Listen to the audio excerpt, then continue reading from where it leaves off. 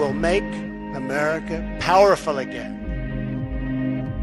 Let me tell you, you don't negotiate like I negotiate. Bonjour, je m'appelle Alexis Buisson, je suis le correspondant de La Croix à New York. Vous écoutez la 4e saison de C'est ça l'Amérique, le podcast sur les États-Unis de Donald Trump, raconté par ceux qui y vivent. C'est ça l'Amérique, un podcast proposé par La Croix, le programme Alliance Columbia et le site d'information French Morning. 67%.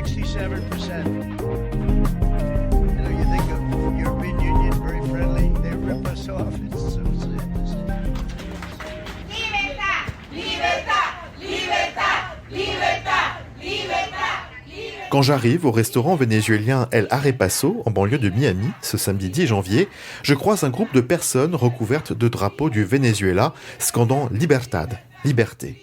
Ils tiennent des photos de militaires, journalistes et autres opposants politiques au régime chaviste, emprisonnés depuis des années.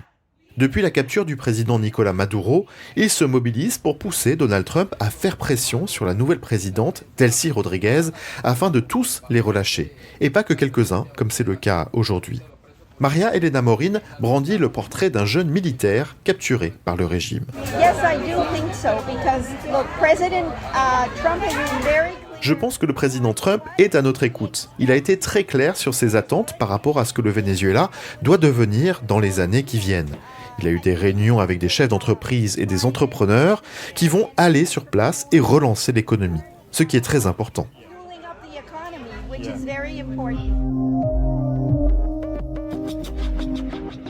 L'arrestation spectaculaire de Nicolás Maduro par les forces spéciales américaines suscite des espoirs au Venezuela et en dehors. Mais ça soulève aussi de nombreuses questions.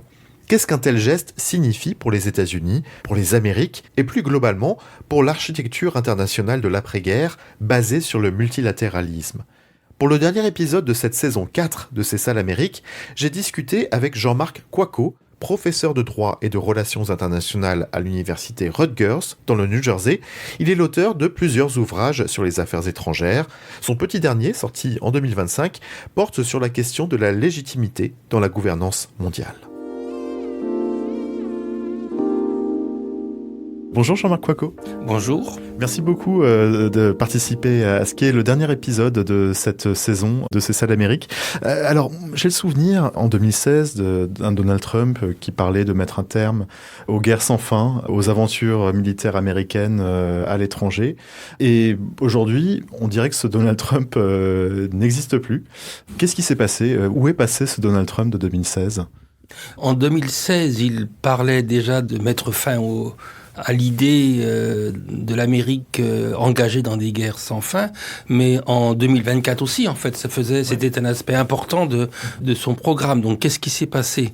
Moi, je crois que Donald Trump aime exercer le pouvoir, il aime le pouvoir, et c'est le cas au niveau domestique comme au niveau international, et quoi de plus jouissif sur le plan personnel d'une certaine façon, que de mettre en pratique une politique étrangère qui était une manifestation de la force. Donc je pense que c'est pour lui, d'une certaine façon, quelque chose qui correspond à sa personnalité. C'est un besoin personnel de montrer qu'il est en position de force et qu'il l'exerce, et voilà. C'est une continuité de, finalement, sa politique nationale. Je pense qu'il n'y a pas forcément beaucoup de différence entre la manière dont il exerce le pouvoir au niveau national et la manière dont il exerce le pouvoir au niveau international. Il y a une continuité qui, en partie, correspond à une vision idéologique, à une vision d'intérêt national, mais aussi, je pense, à sa propre personnalité. Le narcissisme, par exemple, de Donald Trump est l'expression d'une forme d'insécurité personnelle, et en fait, mettre en œuvre une politique de puissance, de force, une manifestation de la force, c'est une manière, à mon avis, en partie, de valider ses besoins psychologiques.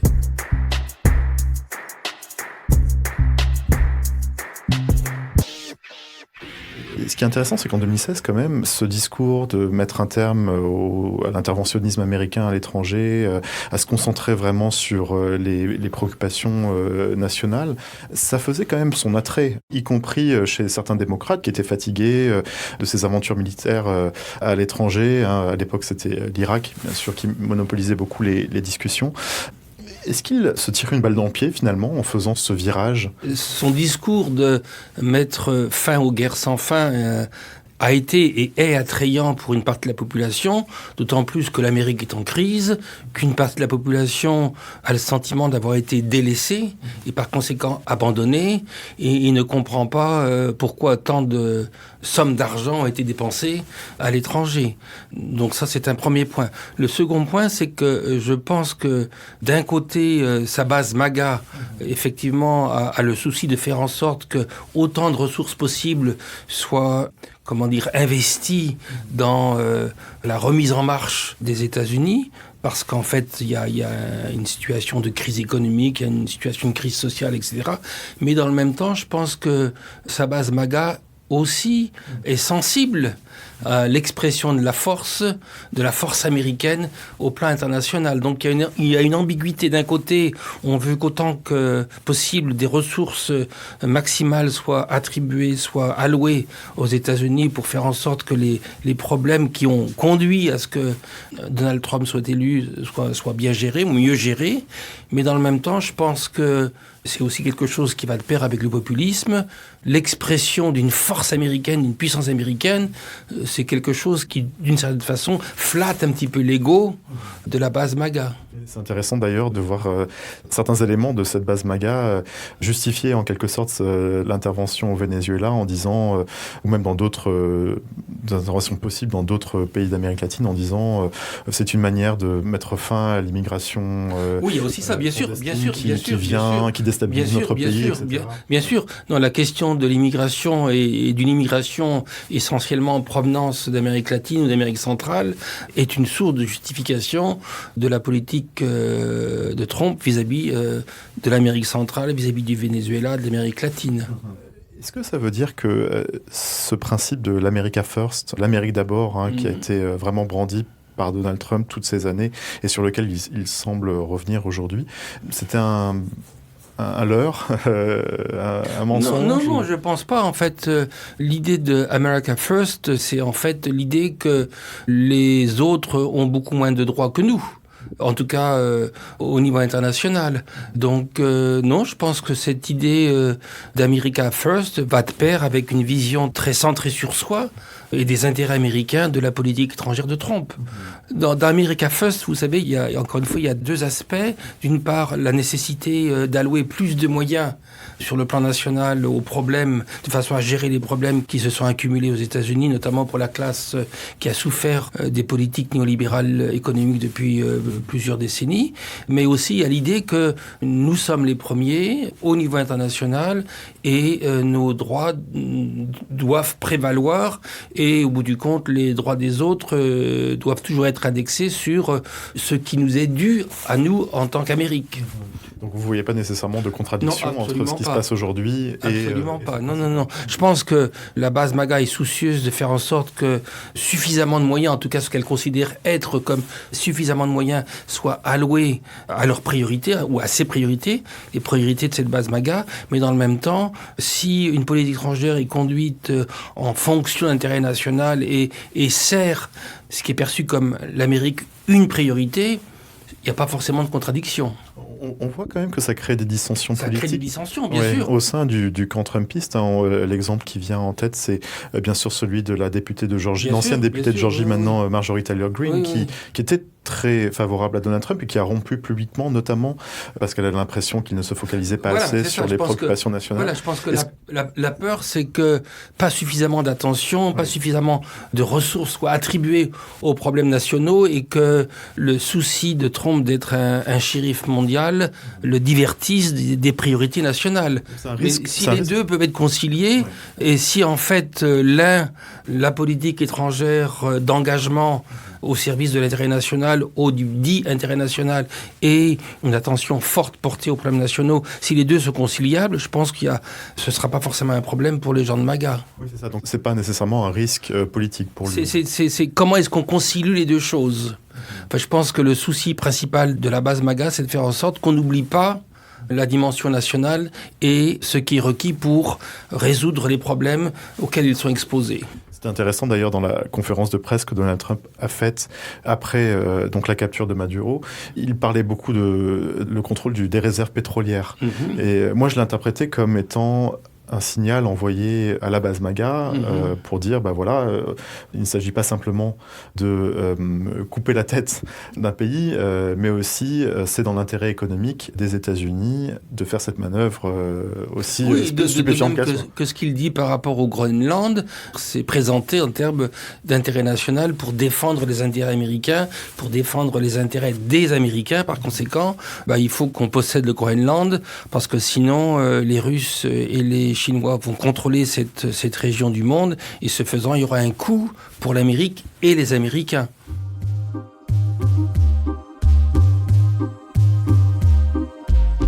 Avant d'aller plus loin, retournons en Floride. Lors d'un récent reportage au sein de la communauté vénézuélienne, j'ai interviewé Gabriela Agnès. Elle a quitté Caracas quand elle avait 17 ans avec son père, qui a eu l'opportunité de venir s'installer aux États-Unis. J'ai voulu avoir son avis sur un reproche qui est fait à Donald Trump depuis l'arrestation de Nicolás Maduro, avoir enfreint les principes de coopération, de respect de la souveraineté et d'interdiction de recours à la force au cœur du droit international de l'après-guerre, des principes qui sont définis par la Charte des Nations Unies dont les États-Unis sont signataires. Je précise que Gabriela a voté pour Donald Trump en 2016, mais pas en 2020 ni en 2024. On l'écoute. Pendant 26 ans, les Vénézuéliens ont manifesté et tenté d'alerter la communauté internationale sur notre souffrance, la dégradation économique, la corruption et les élections truquées. Nous avons lancé des appels à l'aide et ce que Trump a fait ressemble à de l'aide aujourd'hui. Ceux qui le critiquent n'aiment peut-être pas son action, mais c'est la seule aide que nous avons reçue jusqu'à présent. Pour moi, l'ONU est une blague. À ceux qui critiquent le geste de Donald Trump, je dis « Gardez vos opinions pour vous, car pendant plus de 20 ans, vous n'avez rien fait pour nous aider. » Est-ce que c'est réellement la fin de cette architecture d'organisation internationale, de principes internationaux qui a émergé après la Seconde Guerre mondiale ? Ce qui est sûr, c'est que ni le droit international, ni les Nations Unies ne sont en bonne santé. Les Nations Unies, en fait, sont largement marginalisées, et ça depuis au moins une dizaine d'années.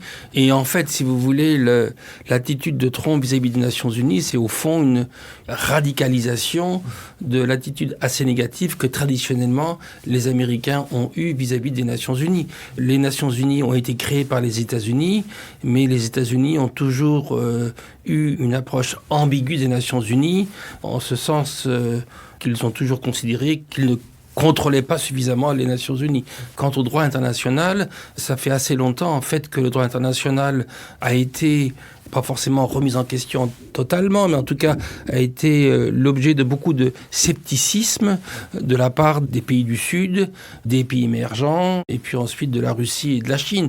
En fait, quand on regarde l'état du droit international aujourd'hui, on constate qu'il est soumis à une pression à la fois de l'extérieur et de l'intérieur. De l'extérieur en ce sens qu'encore une fois, les pays du Sud, les pays émergents, la Chine, remettent en question, sinon le droit international dans son ensemble, en tout cas des aspects importants du droit international. Et puis maintenant, avec Trump, on a une contestation de l'intérieur du droit international, de la part du pays qui a créé les Nations Unies et qui ont été les garants de l'ordre international depuis la fin de la Seconde Guerre mondiale. Donc cette double contestation de l'ordre international, du droit international, de l'extérieur, si vous voulez, gardant à l'esprit le fait que le droit international et l'ordre international est largement, ou a été largement jusqu'à présent, un ordre international et un droit international occidental. Donc vous avez cette double contestation de l'extérieur et puis de l'intérieur. Donc tout ça n'augure pas de bonnes choses pour l'avenir. En tout cas, si on considère qu'il faut que les choses restent en l'état. Qu'est-ce que Donald Trump propose en termes de vision pour ce nouvel ordre international? Est-ce que c'est la loi du plus fort, comme on l'a dit, ou est-ce qu'il y a quand même une forme de multilatéralisme qui est possible dans ce nouvel ordre au mieux, la forme de multilatéralisme qu'il propose, qu'il envisage, c'est une forme de multilatéralisme à la carte, essentiellement basée sur ce qui lui convient, ce qui convient aux États-Unis, et pas du tout dans un esprit de compromis. Le droit, au fond, c'est le droit en général et le droit international, c'est toujours en fait l'expression d'une situation de force. C'est pour ça qu'historiquement, le droit international, en tout cas le droit international moderne, est occidentale, parce qu'en fait l'Occident est en position de force, mais au-delà du fait que c'est toujours l'expression d'une situation de force, en fait le droit recherche un compromis, donc une limitation des droits de chacun pour sécuriser les droits de chacun. C'est pas ce que propose Monsieur Trump au niveau international, c'est l'exercice et la projection de la puissance. Moi, je me souviens j'allais souvent autrefois à Washington avec des collègues du Parlement européen où autrefois je travaillais. Et en fait, ça me frappait toujours le fait que les membres du Parlement européen étaient aussi peu respectés par les gens du Congrès. Par contre, quelquefois, avec des collègues chinois, je me rendais aussi à Washington, et ce qui me frappait autant, c'était le fait que des responsables chinois, des universitaires chinois, en fait, étaient beaucoup plus l'objet de respect que les Européens. Alors que les Européens et les Américains faisaient valoir, on a la même culture, etc., alors que les Chinois et les Américains n'ont pas. Par contre, ce que les Chinois et les Américains ont en commun, c'est la reconnaissance de l'importance d'une politique de puissance. Et c'est ce qui compte pour Trump, en fait. À partir du moment où il se sent dans un rapport de pouvoir qui n'est pas égal, il n'y a pas beaucoup de respect. Quand on est un leader européen aujourd'hui, comment on fait face à cette situation ? C'est difficile parce que l'Europe, 1, est divisée, 2, elle est velléitaire, 3, elle n'a pas une vision claire de ce qu'elle veut, de ce qu'elle peut. Elle est aussi dans une situation de dépendance idéologique, matérielle et peut-être encore plus psychologique vis-à-vis des États-Unis. Il y a aussi un défaut de leadership. Donc, quand on a toutes ces limitations, c'est difficile en fait de trouver un chemin. Le paradoxe de l'Union européenne, c'est qu'en fait, elle a été, pour une large part, mise en place pour essayer de faire en sorte que les pays européens gèrent mieux la globalisation. Mais une grande partie de l'énergie des États membres est investie dans la gestion des problèmes intérieurs de l'Union européenne. Trouver de l'unité, trouver du compromis, etc., etc. Et ce faisant, en fait, c'est comme si l'Union européenne oubliait qu'initialement, enfin en tout cas pas forcément initialement, mais de manière importante, l'objectif c'était de faire en sorte qu'ensemble on puisse mieux gérer le monde. Or, en fait, moi ce qui me frappe, c'est aujourd'hui le fait que l'Union européenne semble avoir oublié le fait qu'elle s'inscrive dans un univers international qui est très compétitif, qui est très violent, et qu'elle ne semble pas avoir les instruments précisément pour gérer cette situation. Donc si demain, Donald Trump, comme il le suggère aujourd'hui, essaie d'acquérir le Groenland, que ce soit par l'argent ou la force, vous n'êtes pas très optimiste sur la réponse des Européens? Optimiste sur la réponse européenne, ça c'est sûr. Si vous voulez, la force de Donald Trump, c'est aussi faire le pari de la simplicité. Dire qu'il a une vision très simple des choses, ce qui à long terme ou à moyen terme n'est pas forcément une bonne chose. Vous me demandiez un peu plus tôt, avant notre entretien, si on pouvait considérer que la politique étrangère de Trump était une suite de succès. Je pense que il cherche plutôt des solutions à court terme qui ne sont pas des solutions à long terme. Et ça, c'est lié à sa vision simple des problèmes. Quand on a une vision complexe, le danger, c'est qu'en fait, on est sensible à la complexité des solutions sur le long terme. Trump a une vision simple du monde, donc poursuit des solutions simples qui, au bout du compte, ont toutes les chances de n'être pas des solutions. C'est une vision d'homme d'affaires, une vision du monde qui est transactionnelle, qui est économique, ou c'est plus compliqué que ça? Non, je pense. Enfin, on lui attribue toujours une vision d'homme d'affaires. Je suis pas sûr qu'il ait forcément une vision d'homme d'affaires. En fait, il y a plusieurs façons d'être un homme d'affaires, et Trump n'est pas forcément le critère premier de ce qu'être un homme d'affaires est.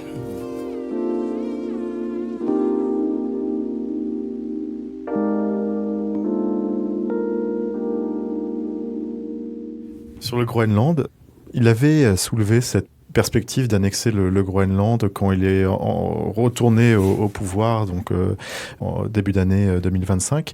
À l'époque, on l'avait pas vraiment pris au sérieux. Est-ce qu'aujourd'hui, quand il remet le sujet sur la table, est-ce qu'il faut le prendre au sérieux ou est-ce qu'il bluffe ? En tout cas, il ne lâche pas le morceau. Et donc, je pense qu'en Europe, on commence, en tout cas au Danemark et ailleurs, on commence à penser qu'effectivement, il est sérieux.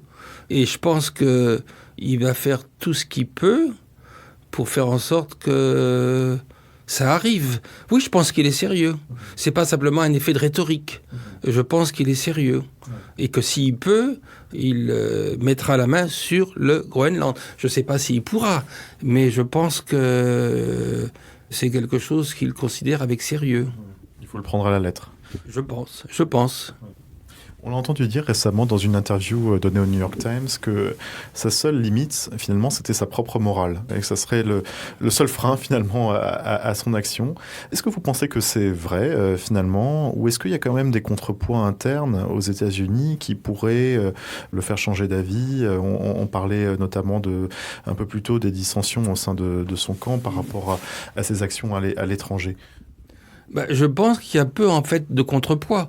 Au sein du Parti républicain, en fait, il y a peu de contrepoids. La Cour suprême est largement acquise à sa cause. Et puis, les démocrates sont dans une situation de grande faiblesse. Donc, sur le plan institutionnel, il n'y a pas beaucoup de contrepoids qui sont à l'œuvre. Donc, effectivement, je pense qu'il pousse les choses autant qu'il peut, qu'il veut les pousser, sur la base de sa propre morale personnelle. À la différence des démocrates, Trump et son équipe, parce qu'en fait, il a constitué une équipe durant les 4 ans du mandat Biden pour être prêt le jour où il serait élu, s'il était élu. Et donc, ils sont beaucoup plus préparés qu'ils ne l'étaient en 2016. Je pense qu'en 2016, ça a été aussi un peu pour lui une surprise. Donc, les gens qui l'entouraient dans son cabinet étaient beaucoup plus des gens non alignés sur lui que ce n'est le cas maintenant. Donc je pense qu'il y a effectivement un agenda précis et son équipe essaie de mettre en place cet agenda. Moi je pense qu'il y a une grande responsabilité des démocrates dans la situation actuelle. Ils avaient 4 ans pour trouver un bon candidat qu'ils n'ont pas utilisé et voilà la situation. C'est le 250e anniversaire de l'indépendance des États-Unis. La France a joué un rôle important dans l'indépendance américaine. Est-ce que aujourd'hui, vous considérez que les États-Unis sont toujours un allié de la France ? Peut-être que les États-Unis sont toujours un allié, mais c'est certainement pas un allié fiable. Et puis encore une fois, je pense que les États-Unis respectent la force. Et à partir du moment où la France est maintenant très affaiblie, au niveau européen en général, je pense que le niveau de respect que la France reçoit des États-Unis a beaucoup baissé. Et donc pour nous, c'est évidemment moi, je pense pas qu'aujourd'hui on puisse faire confiance. Enfin, encore une fois, je pense pas que les États-Unis aujourd'hui sont un allié de la France, c'est-à-dire un pays sur qui on peut compter de façon inconditionnelle. Est-ce que, compte tenu de... Encore une fois, la dimension transactionnelle l'emporte chez Trump. Et le danger, on le dit beaucoup, le danger de l'Europe, pas que de la France, c'est en fait la vassalisation. Et donc, si vous voulez, ce que propose Trump, vous me demandiez un peu plus tôt, quelle vision a Trump de l'ordre international à venir, je pense que ce qu'il propose, en fait, c'est ou la vassalisation pour ceux qui ne sont pas en mesure de résister et de l'affronter, ou la confrontation pour ceux qui sont en mesure de résister et de l'affronter. Les deux choses ne sont pas bonnes. On ne construit pas un ordre international ou un ordre tout court, stable et juste, sur ces deux choses, sur la vassalisation et la confrontation. C'est forcément un ordre qui va être instable, parce qu'au bout du compte, ignorant les demandes de justice et de reconnaissance mutuelle. Si vous voulez un ordre juste, domestique ou international, c'est un ordre dans lequel, en fait, il y a une dynamique de reconnaissance mutuelle des droits des uns et des autres. Sans ça, les choses sont instables. Ce qui est sûr, c'est qu'il faut que l'Europe se réveille ici. Et encore une fois, je pense que le respect est en partie basé sur, en tout cas dans un monde réel, pas dans un monde idéal, est en partie basé sur l'autonomie, enfin en tout cas la non-dépendance d'un des partenaires. C'est difficile de demander du respect quand soi-même on est encore une fois dans une situation de non-autonomie, de dépendance.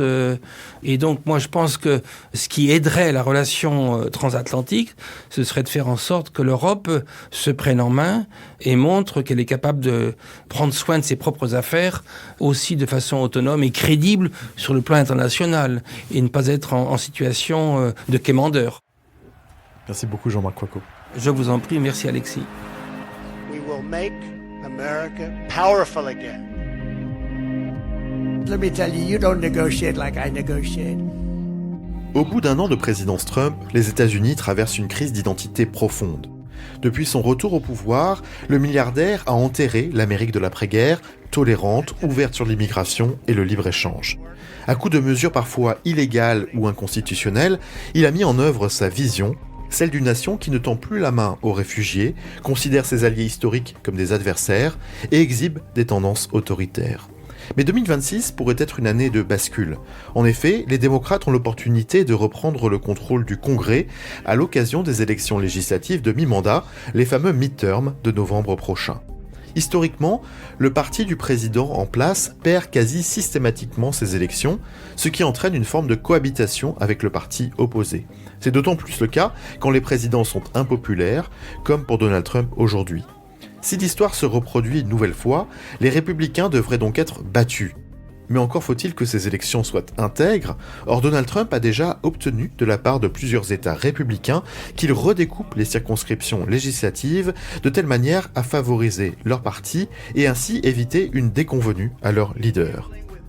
Le président Trump a été très clair quand il a résumé l'enjeu de ces élections lors d'un récent discours. « Si les républicains perdent les midterms, a-t-il dit, je serai destitué. » Une chose est sûre, en un an, Donald Trump s'est imposé comme une figure de rupture, que ce soit dans le commerce international avec les droits de douane, son déploiement de l'armée dans les villes multiculturelles démocrates, la remise en question de la Constitution à travers sa tentative d'interdire le droit du sol, l'utilisation du ministère de la Justice pour poursuivre ses opposants politiques, ce début de second mandat marque un véritable tournant qui va au-delà de l'alternance politique classique. Un historien que j'ai interviewé pour La Croix l'Hebdo récemment a comparé la situation actuelle à la révolution culturelle chinoise.